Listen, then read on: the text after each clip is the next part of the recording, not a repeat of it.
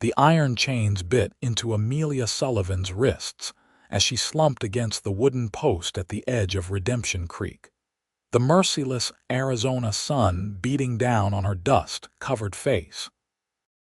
3 days she'd been there, abandoned by the men who'd accused her of theft, men who'd stolen everything from her already, including her dignity.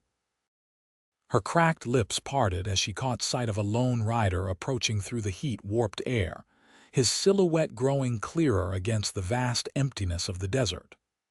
Hope, that dangerous emotion she'd thought long dead, flickered within her chest.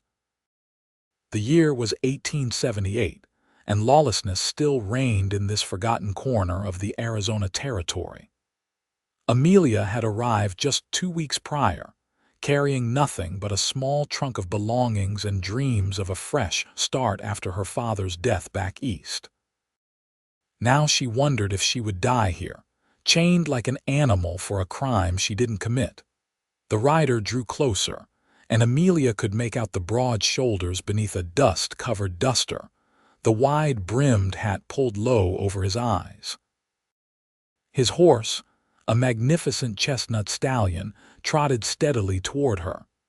She tried to call out, but her throat was too parched, producing only a raspy whisper. The man reined his horse to a stop several paces from her. For a long moment, he simply sat there, studying her with intense blue eyes that seemed to cut through the layers of dirt and despair that covered her. "Water," she managed to croak. Without a word, he dismounted in one fluid motion, boots hitting the hard, packed earth with a soft thud. He approached cautiously, as if she were a wounded animal that might lash out. When he reached her side, he uncorked his canteen and gently held it to her lips. The cool water was the sweetest thing Amelia had ever tasted. She drank greedily until he pulled it away. "Easy now," he said, his voice low and rough like he didn't use it much. "Too much at once will make you sick." He studied the chains that bound her to the post, his expression darkening. "Who did this to you?" "Hargrove's men," she whispered, her voice stronger now. "They accused me of stealing from the saloon, but I didn't. I swear I didn't." His jaw tightened. "Hargrove should have known." He looked around, scanning the horizon before turning his attention back to her bonds. "Name's Lucas Price," he said as he reached for something at his belt. "Amelia Sullivan," she replied, watching as he produced a set of tools from his saddlebag. "Hold still, Miss Sullivan." With practiced precision, he worked at the locks on her chains. His hands were calloused but gentle, and Amelia felt tears welling in her eyes at this unexpected kindness. "Why are you helping me?" she asked. Lucas didn't look up from his work.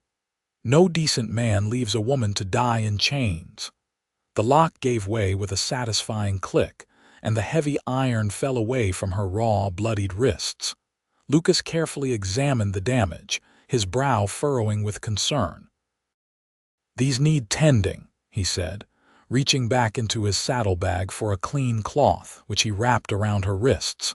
Amelia tried to stand but found her legs too weak after days of immobility. Without hesitation, Lucas caught her before she fell.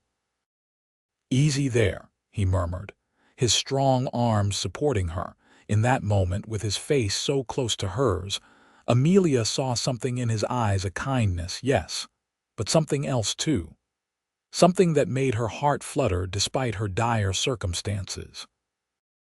"She's my treasure now," Lucas announced loudly to the empty desert, as if daring anyone hidden in the sparse brush to challenge him. "And anyone who wants to change that will answer to me." He helped her to his horse, lifting her onto the saddle before mounting behind her. Amelia felt the solid warmth of his chest against her back, a stark contrast to the cold loneliness of the past 3 days. "Where are we going?" she asked, trying to ignore how her body seemed to fit perfectly against his. "My ranch," he replied, his breath warm against her ear. "It's about 10 miles west. You'll be safe there while you heal up." As they rode away from Redemption Creek, Amelia couldn't help but wonder what fate had in store for her now. She'd escaped death only to place her trust in a stranger, a handsome, mysterious stranger who declared her his treasure. The Price Ranch came into view as the sun began to set, painting the western sky in brilliant hues of orange and pink.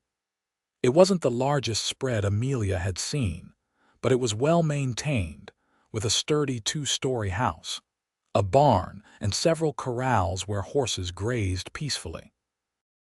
"It's beautiful," she murmured, taking in the sight of the ranch nestled against the backdrop of distant mountains. "It's home," Lucas replied simply, guiding his horse toward the main house. As they approached, an older man emerged from the barn, wiping his hands on a rag. He squinted at them, clearly surprised to see Lucas returning with a companion. "Hank," Lucas called out, "need some help here." The man hurried over, his weathered face creasing with concern as he took in Amelia's condition. "Good Lord, what happened to her?"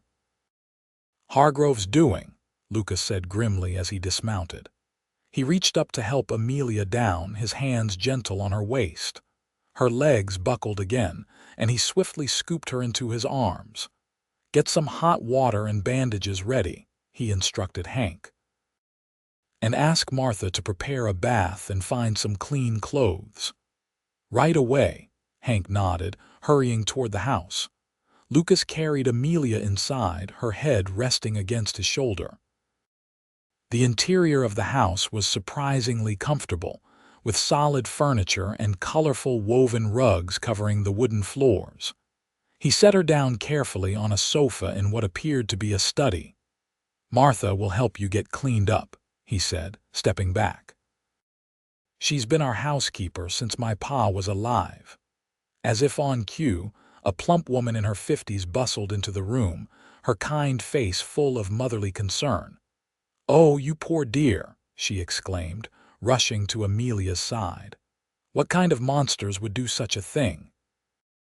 "Martha, this is Miss Amelia Sullivan," Lucas introduced. "She needs our help." "Indeed she does," Martha agreed, already examining Amelia's wrists. "I've got water heating for a bath, and I'll find something for her to wear." "Thank you," Amelia said softly, overwhelmed by their kindness. Lucas lingered in the doorway, his expression unreadable. "I'll be back to check on you after you've had a chance to rest," he said before turning to leave. Martha helped Amelia to a bedroom upstairs, where a copper bathtub waited, steam rising invitingly from the water. With gentle efficiency, Martha helped her out of her filthy, torn dress and into the bath. The warm water was heavenly against Amelia's skin, washing away days of grime and fear. Martha carefully cleaned and bandaged her wrists, all the while keeping up a steady stream of comforting chatter. "Mr. Lucas is a good man," she said as she helped Amelia into a simple cotton nightgown. "Keeps to himself mostly, especially since his father passed 2 years ago, but he's fair and decent. You're safe here." "Why would he risk helping me?" Amelia asked, settling into the soft bed. "He doesn't know me," Martha smiled knowingly. "That's just his way. He can't abide injustice, never could. Now get some rest, dear. You're exhausted." Amelia wanted to ask more questions, but exhaustion claimed her almost immediately, and she fell into a deep, dreamless sleep. When she awoke, sunlight was streaming through the curtains. For a moment, she didn't recognize her surroundings, panic rising in her throat. Then the events of the previous day came flooding back, and she relaxed against the pillows. A soft knock at the door preceded Martha's entrance with a tray of food. "Good morning, Miss Sullivan. I've brought you some breakfast." The smell of fresh bread and coffee made Amelia's stomach growl. "Thank you, Martha, and please call me Amelia." As she ate, Martha brought her a simple dress. "It's one of mine from when I was younger," she explained. "It might be a bit large, but it's clean." Once dressed, Amelia made her way downstairs, feeling much stronger after a night of proper rest. She found Lucas in the kitchen, studying some papers at the table. He looked up when she entered, his eyes widening slightly. "Miss Sullivan," he stood quickly. "You're looking better." "Thanks to you," she replied, suddenly shy under his intense gaze. "I don't know how to repay your kindness." "No need," he said, gesturing for her to sit. "Coffee." She nodded, and he poured her a cup from the pot on the stove. As she took it, their fingers brushed, sending an unexpected jolt through her. "I need to ask you some questions," Lucas said, sitting across from her, "about Hargrove and what happened." Amelia took a steadying breath. "I arrived in Redemption Creek 2 weeks ago. My father died last winter, and there was nothing left for me in Boston. I had a little money saved, enough to make the journey west. I thought I could find work as a teacher." Lucas nodded, encouraging her to continue. "I took a job at Hargrove's saloon temporarily, serving drinks. 3 days ago, he accused me of stealing money from the till. I didn't, I swear it, but he wouldn't listen. He and his men dragged me to that post outside of town, chained me there, and said if I was still alive when they came back, they'd let me go." Her voice faltered. "They never came back." Lucas's face darkened with anger. "Hargrove's been causing trouble in these parts for years. He owns half the town now, including the sheriff." "What will happen to me?" Amelia asked quietly. "You'll stay here until you're fully recovered," Lucas said firmly. "After that, well, we'll figure something out." "I can't impose on you," she protested. "It's not an imposition," he assured her. "Besides, you're not safe in town, not with Hargrove and his men still there." Amelia wanted to argue but knew he was right. "Thank you," she said instead. Lucas stood, seeming uncomfortable with her gratitude. "I need to check on the cattle. Hank will be around if you need anything." He paused at the door. "Make yourself at home, Miss Sullivan. You're welcome here for as long as you need." As the days passed, Amelia gradually regained her strength. Unable to sit idle, she began helping Martha with household chores, finding comfort in the routine. Lucas was often away during the day, tending to his ranch duties, but they would share dinner in the evenings, their conversations growing longer and more comfortable. She learned that Lucas had inherited the ranch from his father, who had built it from nothing. He'd fought in the Civil War as a young man, returning home with both physical and emotional scars. He rarely spoke of that time, but Amelia could see the shadows in his eyes when the subject arose.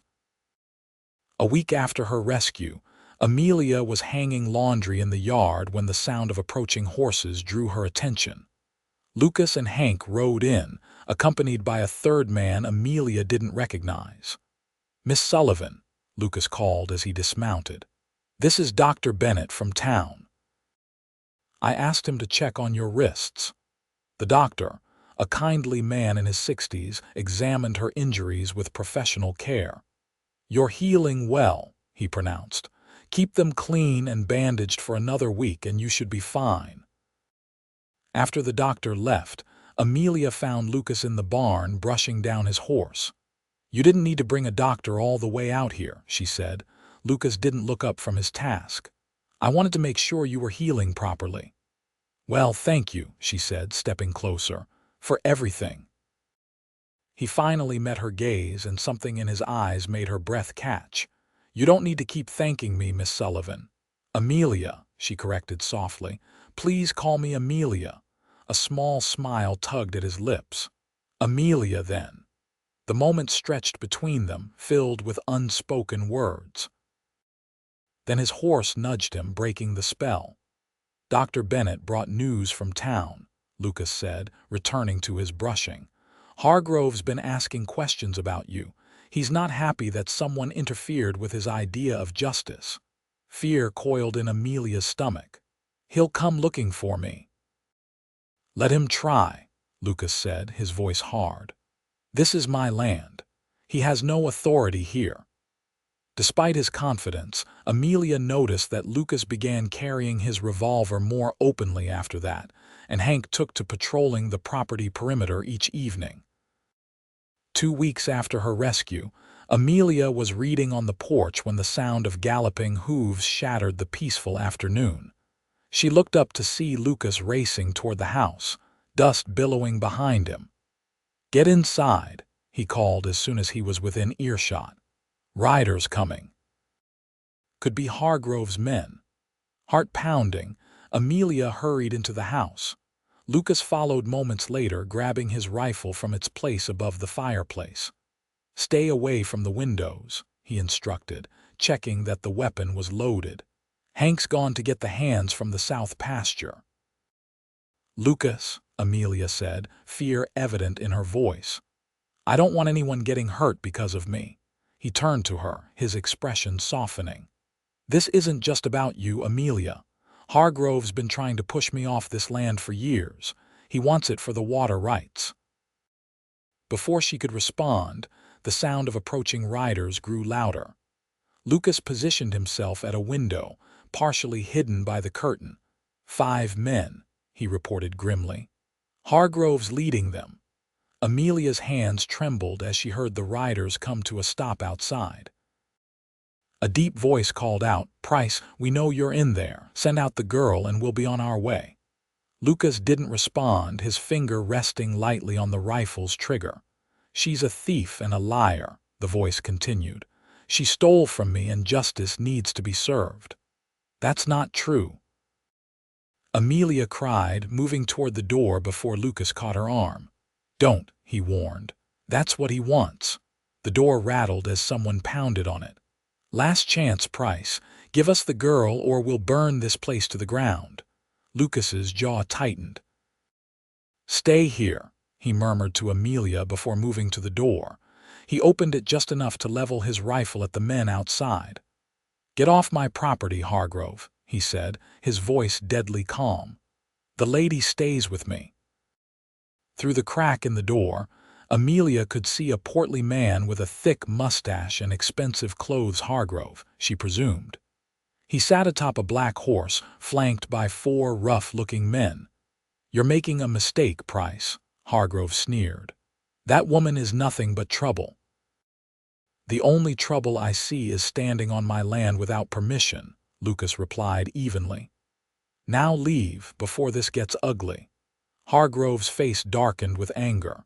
"You think your ranch hands can stand against my men? I own this territory, Price." "Not this piece of it," Lucas countered.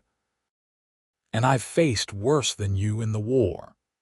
The standoff stretched for several tense moments before the sound of galloping horses drew everyone's attention. Hank appeared on the ridge to the south, leading at least a dozen armed ranch hands toward the house. Hargrove's confidence visibly faltered. "This isn't over, Price," he spat, yanking his horse around. "That woman belongs to me." "She belongs to no one," Lucas called after him. "And if you come back, you'd better bring more men." They watched as Hargrove and his men rode away, dust swirling in their wake. Lucas didn't lower his rifle until they were well out of sight. When he finally closed the door, Amelia was standing in the middle of the room, her face pale. "He'll be back," she whispered. "Yes," Lucas agreed, placing his rifle back in its rack. "But not today." "I can't stay here," Amelia said, wrapping her arms around herself. "I'm putting you in danger." Lucas crossed the room to stand before her, gently taking her bandaged wrists in his hands. "Amelia, look at me," he said softly. She raised her eyes to meet his, surprised by the intensity she found there. "When I found you chained to that post, I made a decision," he said. "I decided that whatever happened afterward, I wouldn't regret helping you, and I don't, not for a single moment." "Why?" she asked, her voice barely audible. His thumbs traced small circles on the backs of her hands. "Because when I saw you there, so brave despite everything they'd done to you, I knew you were someone worth fighting for." The air between them seemed to thicken, charged with unspoken emotions.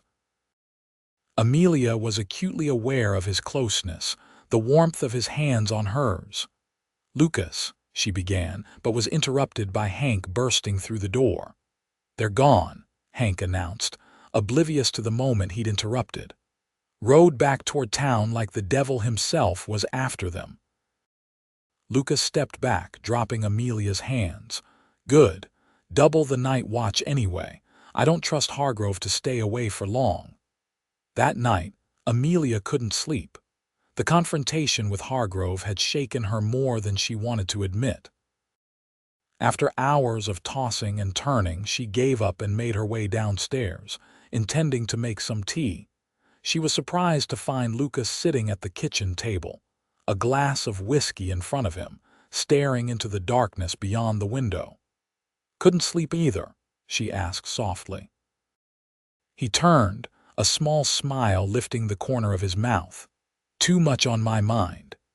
Amelia busied herself making tea, aware of his eyes following her movements. When the kettle was on the stove, she sat across from him. "Want to talk about it?" Lucas considered her for a long moment before speaking. "I was thinking about my father. He built this ranch from nothing, fought off rustlers and drought and everything else the territory could throw at him. He used to say that a man's worth is measured by what he's willing to stand up for." "He sounds like a wise man," Amelia said. "He was," Lucas agreed. "He would have liked you." The kettle whistled, and Amelia rose to pour her tea. When she returned to the table, Lucas was looking at her with an expression she couldn't quite read. "Tell me about your father," he said. Amelia wrapped her hands around the warm cup. "He was a professor of literature in Boston. After my mother died when I was 12, it was just the two of us. He taught me to love books, to value knowledge and beauty." She smiled sadly. "He wasn't practical, though. When he died, I discovered he'd left nothing but debts." "Is that why you came west?" She nodded. "I sold everything except my books and my mother's locket. I thought I could find work as a teacher somewhere, start fresh." "You still can," Lucas said. "Once this business with Hargrove is settled. Do you really think it can be?" She asked, doubt evident in her voice. Lucas leaned forward, his expression serious. "Hargrove isn't invincible. He's just a bully who's gone unchallenged for too long." "I wish I had your confidence," Amelia sighed. "You're stronger than you give yourself credit for," Lucas told her. "Most people wouldn't have survived what you did." Their eyes met across the table, and Amelia felt that now familiar flutter in her chest. In the soft lamplight, Lucas's face seemed more open, the usual guardedness in his eyes replaced by something warmer. "It's late," he said finally, breaking the spell. "We should try to get some sleep." Amelia nodded, though she doubted sleep would come any easier now with her heart racing as it was. "Good night, Lucas." "Good night, Amelia," he replied, his voice low and gentle in a way that followed her all the way back to her room. The next few days passed in a state of heightened vigilance. Lucas increased the patrols around the ranch, and Amelia rarely ventured far from the house. Despite the tension, or perhaps because of it, she found herself growing closer to Lucas. Their conversations lingered longer into the evenings, often lasting until the lamp oil burned low. She learned about his time in the war, how he'd enlisted at 18, full of patriotic fervor, only to return 3 years later a changed man.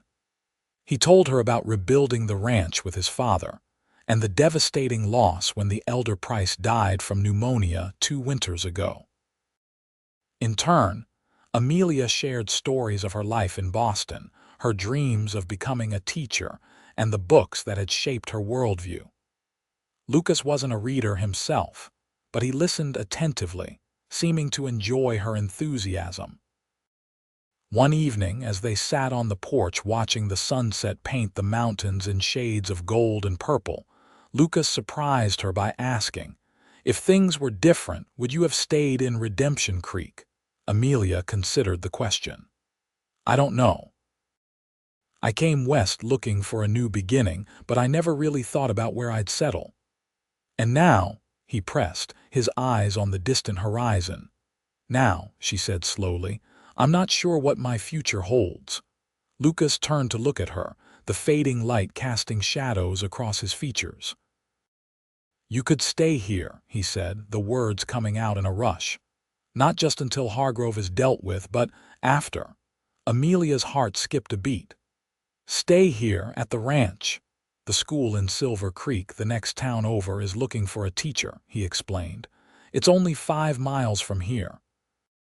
You could live here and teach there.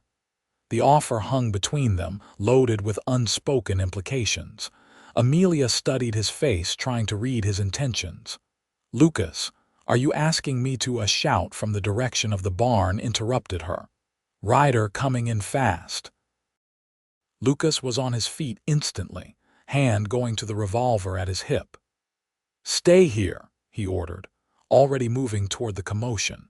Frustrated by the interruption but knowing better than to disobey, Amelia watched anxiously as Lucas strode to meet Hank and one of the ranch hands near the corral.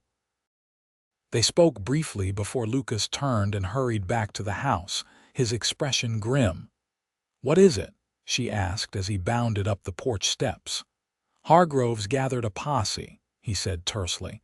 They're claiming legal authority to search for a fugitive you. Amelia's blood ran cold. But I'm not a fugitive. I didn't steal anything. I know that, Lucas assured her.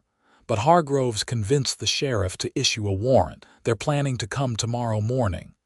What can we do? She asked, fear constricting her throat. Lucas ran a hand through his hair, thinking rapidly. We need to get you somewhere safe until I can sort this out legally. Where? I have a hunting cabin in the mountains, he said. It's remote, hard to find if you don't know it's there. You'll be safe there while I ride to the territorial capital and speak with the judge. Amelia nodded, trusting his judgment. When do we leave? Now, Lucas said firmly. Pack only what you need. We'll travel light and fast. Within the hour they were mounted and ready to depart. Lucas had chosen a sturdy mare for Amelia, one that could handle the mountain trails without difficulty. Martha had packed food and supplies, her face creased with worry as she helped Amelia secure her small bundle of belongings. Be careful, both of you, the housekeeper said, hugging Amelia tightly.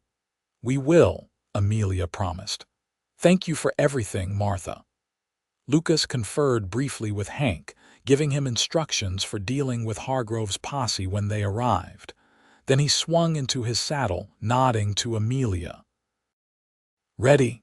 She took a deep breath, squaring her shoulders. Ready.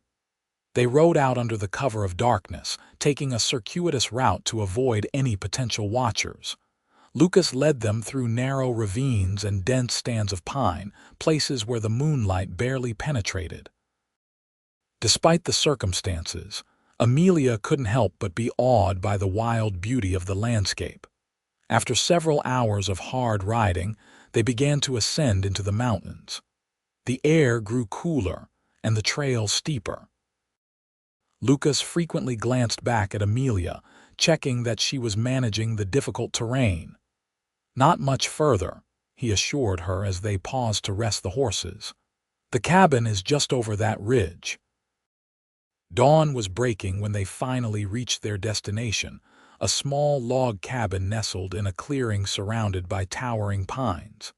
It was rustic but solid, with a stone chimney and a small covered porch. Lucas helped Amelia dismount, her legs stiff from the long ride. It's not much, he said, almost apologetically as he unlocked the cabin door, but it's warm and dry.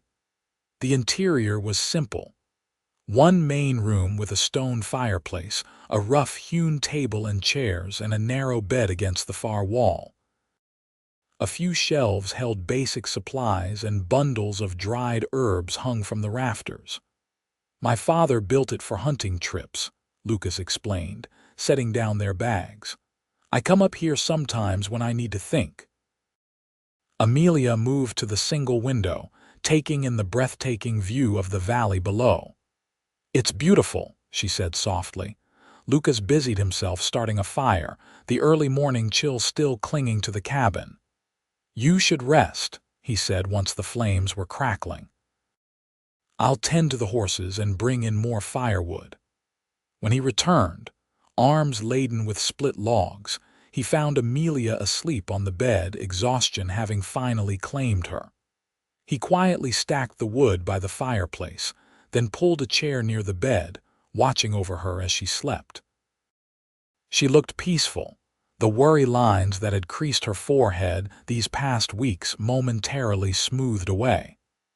Lucas felt a surge of protectiveness, mixed with something deeper that he wasn't quite ready to name. When Amelia awoke several hours later, she found Lucas at the table, cleaning his revolver with practiced efficiency. "How long was I asleep?" she asked, sitting up and smoothing her hair. "Most of the day," he replied, reassembling the weapon. "You needed it." She joined him at the table, accepting the cup of coffee he poured for her. "What happens now?" Lucas holstered his revolver before answering. "I'll leave for the territorial capital tomorrow. It's a 2-day ride each way, plus however long it takes to convince the judge to overturn the warrant." "And I stay here," Amelia concluded. "It's the safest place for you," he said. "There's plenty of food, water from the spring out back, and enough firewood to last weeks if needed." "But I'll be alone," she said quietly. Lucas's expression softened. "I don't like leaving you here, but I don't see another option. Hargrove won't stop until he gets what he wants, either you back in chains or my land." "Why does he want your land so badly?" "Water rights," Lucas explained. "My property controls access to the main water source for the valley. With the railroad coming through next year, that water becomes even more valuable." Amelia's mind worked quickly. "So this isn't really about me at all. He's using the accusation of theft as an excuse to put pressure on you." "Exactly," Lucas nodded, impressed by her insight. "You're just a convenient tool in his larger plan." "Then let me go back," Amelia suggested.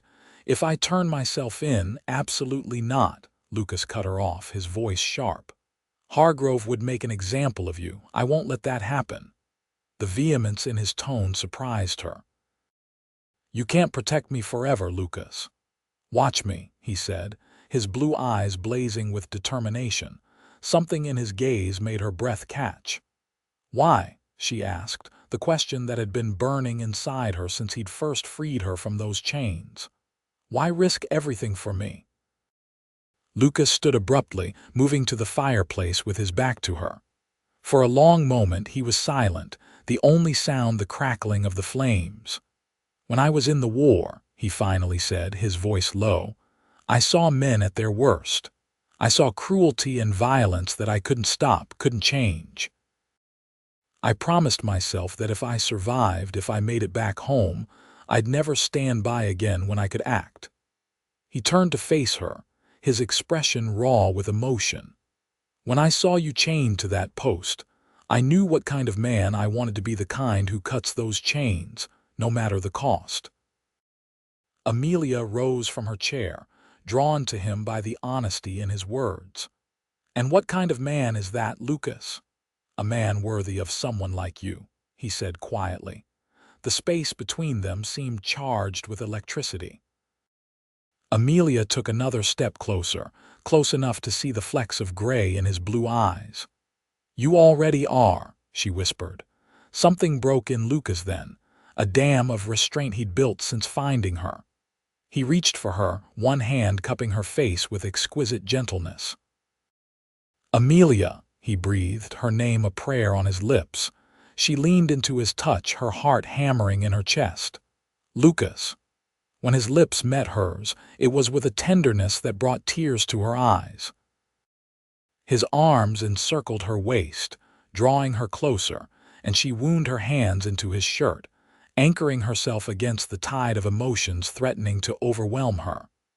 The kiss deepened, months of unspoken feelings pouring into this single, perfect moment. When they finally broke apart, both breathless, Lucas rested his forehead against hers. "I've wanted to do that since the moment you opened your eyes in my house," he confessed. Amelia smiled, her fingers tracing the line of his jaw. "I think I've been falling in love with you since you cut me free."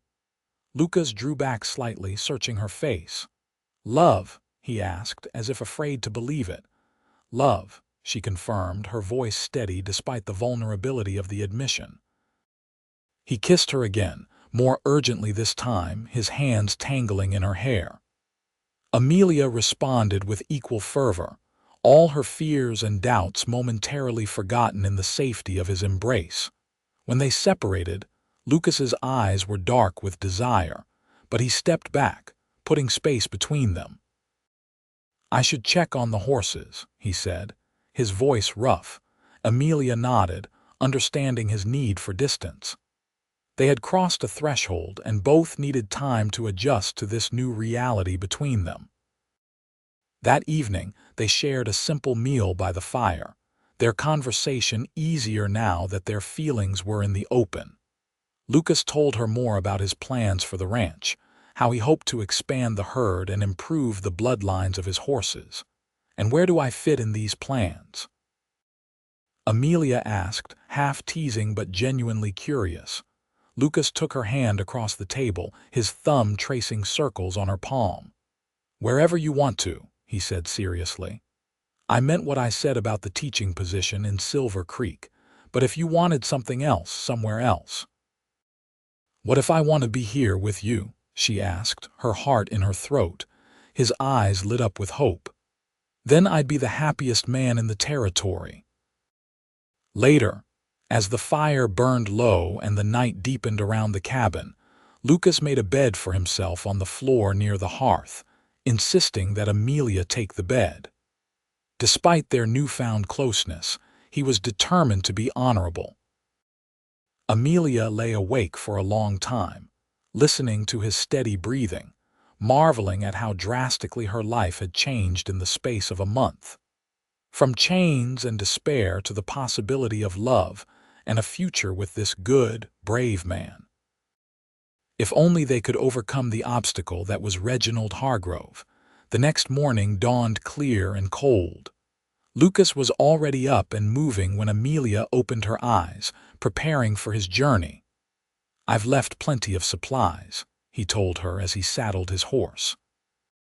"Keep the fire going, but be careful about smoke during the day. Stay inside as much as possible." Amelia nodded, committing his instructions to memory.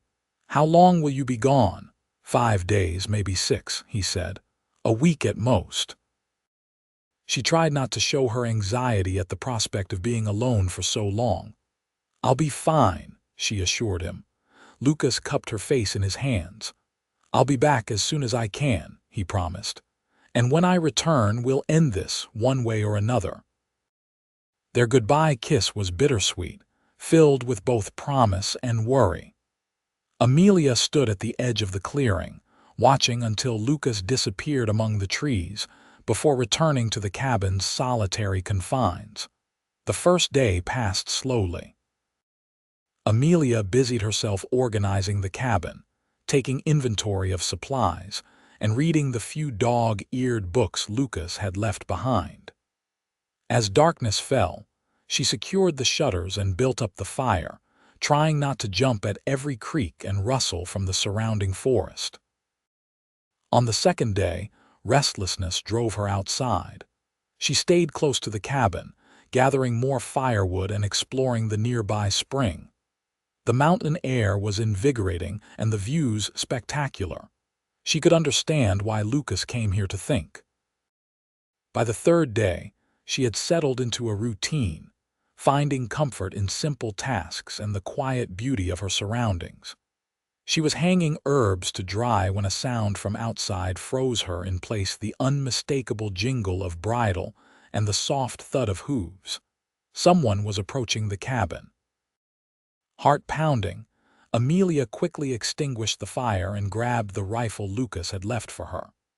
She positioned herself by the window, peering cautiously through a gap in the shutters, 3 riders emerged from the trees, moving slowly as they scanned the clearing. With a surge of dread, she recognized the man in the lead, Reginald Hargrove himself, his portly figure unmistakable even at a distance. They had found her. Amelia's mind raced. How had they tracked her here? Had Lucas been intercepted on his way to the capital? The questions whirled uselessly as she watched the men dismount and approach the cabin. "Miss Sullivan," Hargrove called, his voice deceptively pleasant. "We know you're in there. Come out now and we'll be reasonable." Amelia remained silent, the rifle steady in her hands. Lucas had shown her how to use it, but she prayed it wouldn't come to that. "No need for this to get ugly," Hargrove continued when she didn't respond. "Price isn't coming back to help you. We caught him on the trail yesterday." Fear clutched at her heart. Lucas captured, or worse. No, she couldn't believe it.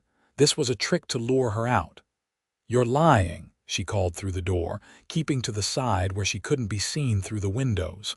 Hargrove chuckled, the sound sending chills down her spine. "Am I? Why don't you ask his foreman?" Hank was quite forthcoming once we applied a little pressure. Hank. If they had Hank, they might know about the cabin. The realization hit her like a physical blow. "What do you want?" she demanded, trying to keep her voice steady. "Just you, my dear," Hargrove replied. "You stole from me, and I believe in justice being served."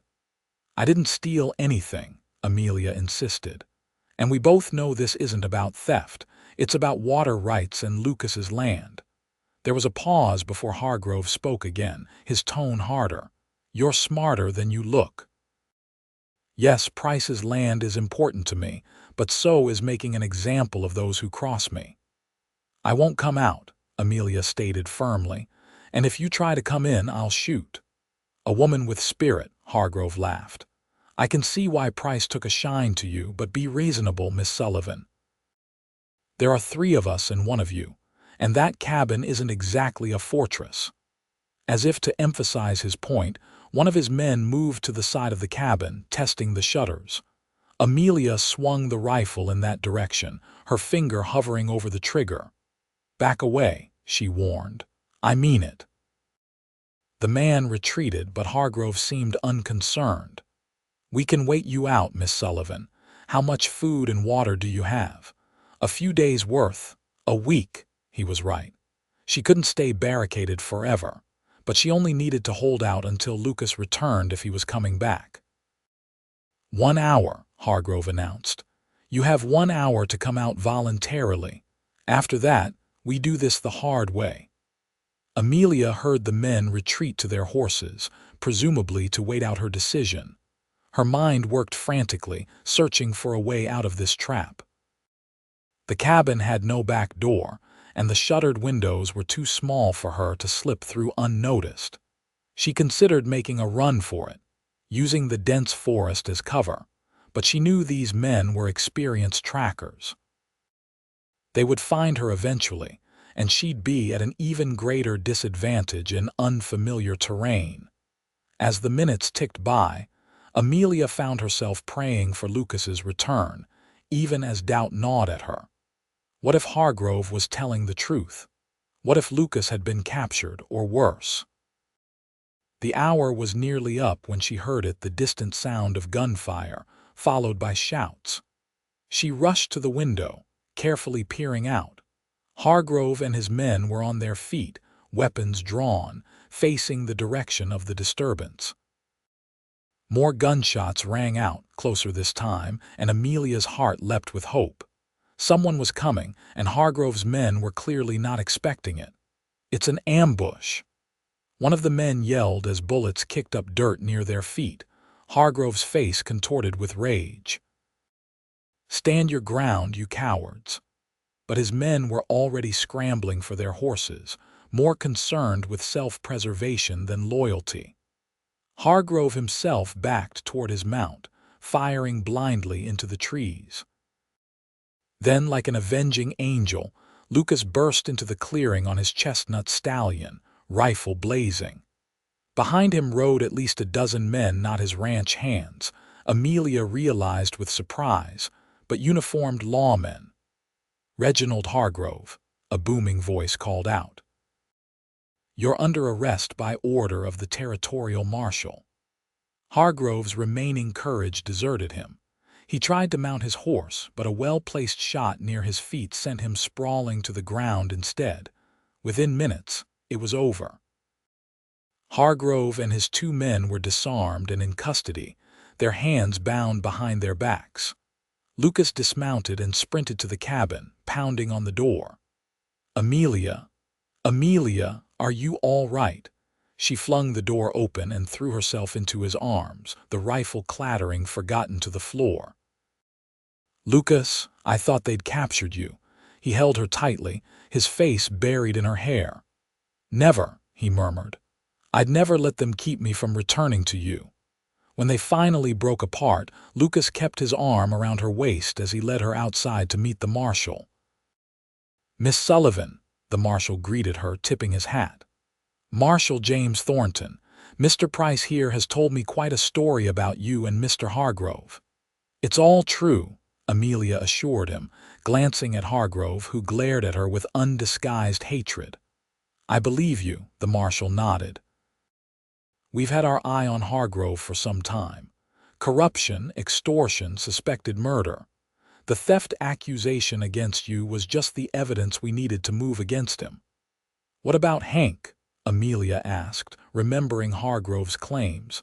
"They said they had him." "They did," Lucas confirmed grimly. "They roughed him up pretty badly, but he'll recover.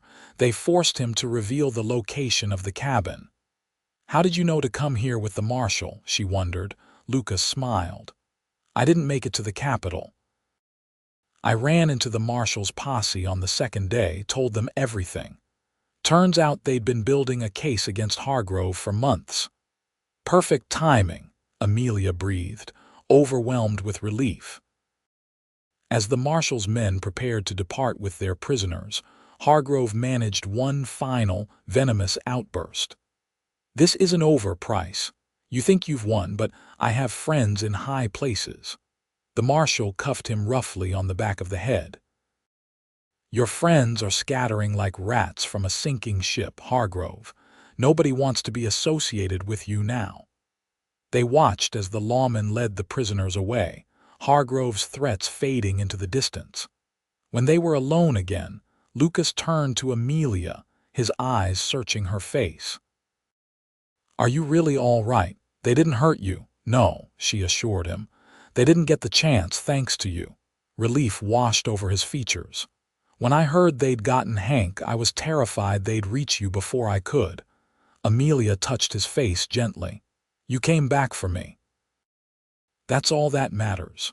Lucas covered her hand with his own. "I'll always come back for you, Amelia. Always." The ride back to the ranch was considerably more relaxed than their flight to the cabin had been.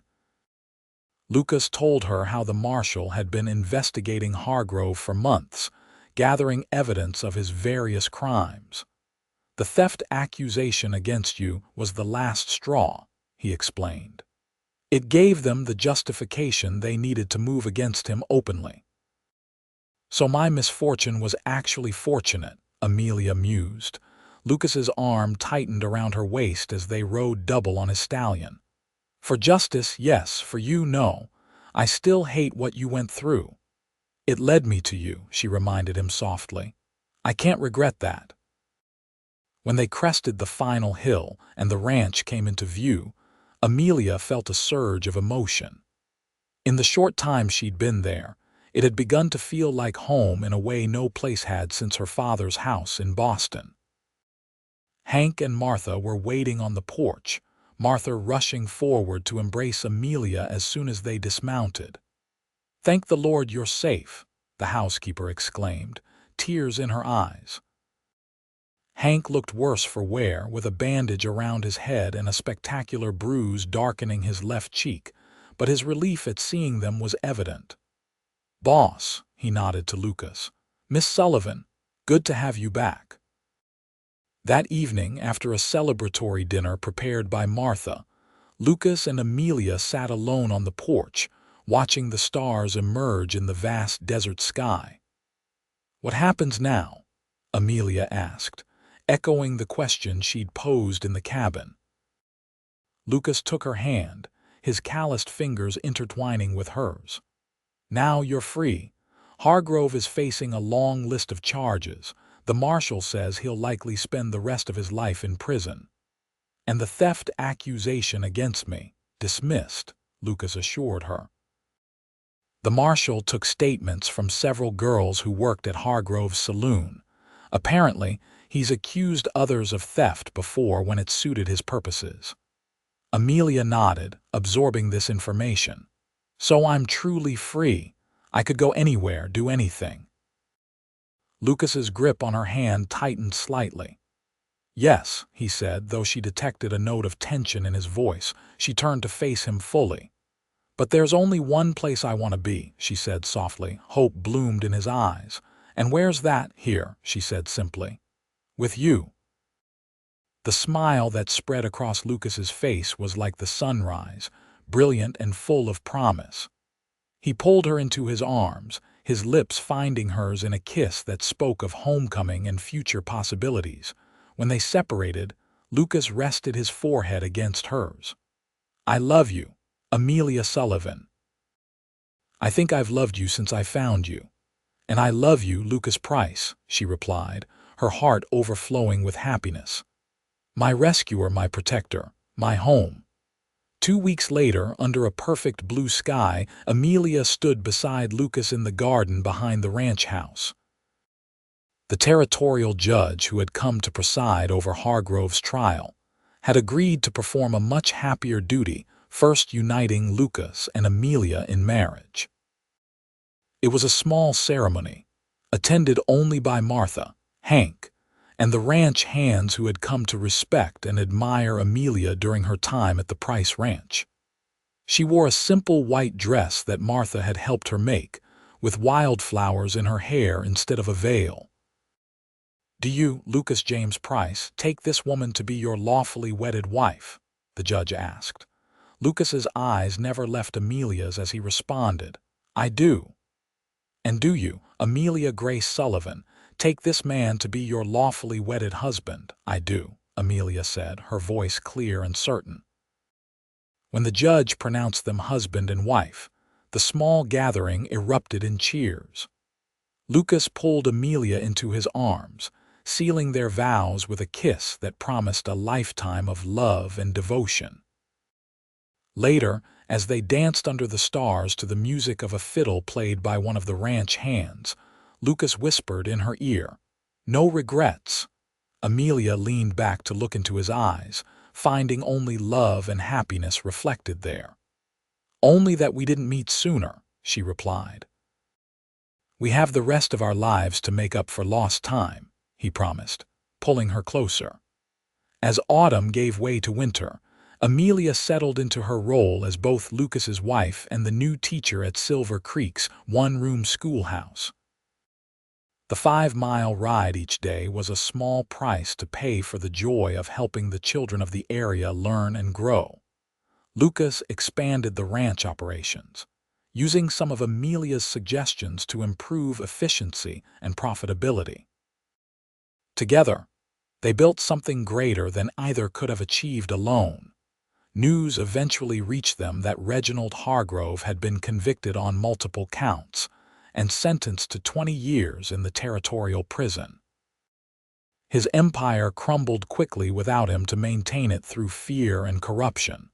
On a crisp December evening, as they sat before the fire in the study, Amelia shared the news she'd been suspecting for several weeks. "Lucas," she said, taking his hand and placing it on her still flat stomach. "We're going to have a baby." The look of wonder and joy that transformed his face was something Amelia knew she would treasure forever. Lucas gathered her in his arms, his eyes shining with tears. "A baby," he repeated, his voice thick with emotion. "Our baby." That night, as they lay together in the darkness, Lucas's hand protectively covering the place where their child grew, Amelia reflected on the strange twists of fate that had brought her here. from chains and despair to love and new life. From being abandoned and left to die to becoming someone's treasure, Lucas's treasure. The journey had been difficult, even dangerous at times, but every step had led her home. "What are you thinking about?" Lucas murmured, his breath warm against her hair. Amelia turned in his arms, pressing a gentle kiss to his lips. "About how sometimes the worst moments of our lives can lead to the best," she replied. "If I hadn't been chained to that post, I would have found you anyway," Lucas said with absolute conviction. "Some things are meant to be, Amelia. We were meant to be." As spring returned to the land, bringing new growth and renewal, Amelia gave birth to a healthy baby girl they named Elizabeth, after Lucas's mother.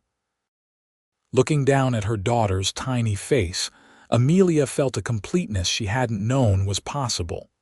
Lucas sat beside her on the bed, one arm around her shoulders, the other gently touching their daughter's cheek. "She's perfect," he whispered in awe, "just like her mother." "She's our greatest treasure," Amelia said, leaning into his embrace. Lucas kissed her temple, his love a tangible force surrounding them. "You both are," he corrected. "My treasures, my heart, my everything." The years that followed brought more children, 2 boys who inherited their father's strength and their mother's intelligence, and countless moments of joy, challenge, and growth. The Price Ranch prospered, becoming one of the most successful operations in the territory. Amelia continued teaching until the school grew large enough to require multiple teachers. She then focused on raising their children and helping Lucas manage the ranch, finding fulfillment in both roles. The story of how they met became a family legend, told and retold on special occasions. Their children would listen wide-eyed to the tale of the brave woman chained outside town and the determined cowboy who declared her his treasure. "Was it love at first sight, Pa?" their youngest would inevitably ask.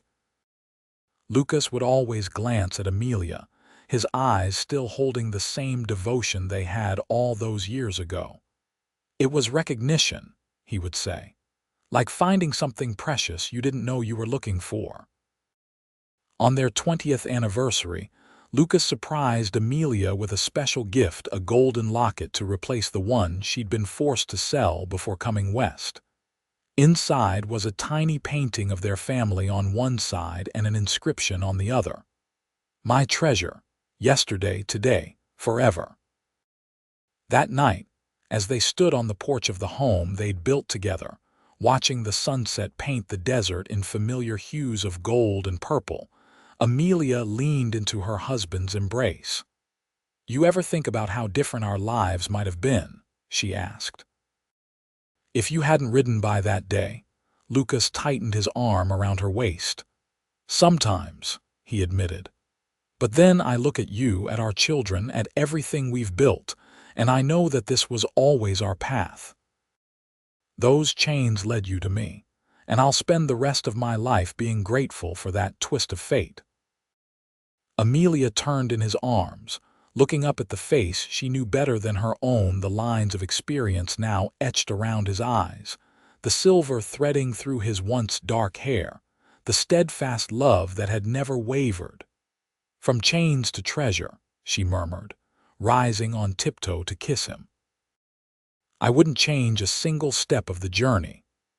As twilight deepened around them, Lucas Price held his wife close, marveling at how a moment of courage, the decision to free a woman left in chains, had led to a lifetime of love and happiness. Some treasures, he knew, were beyond price, and Amelia would always be the most valuable of all.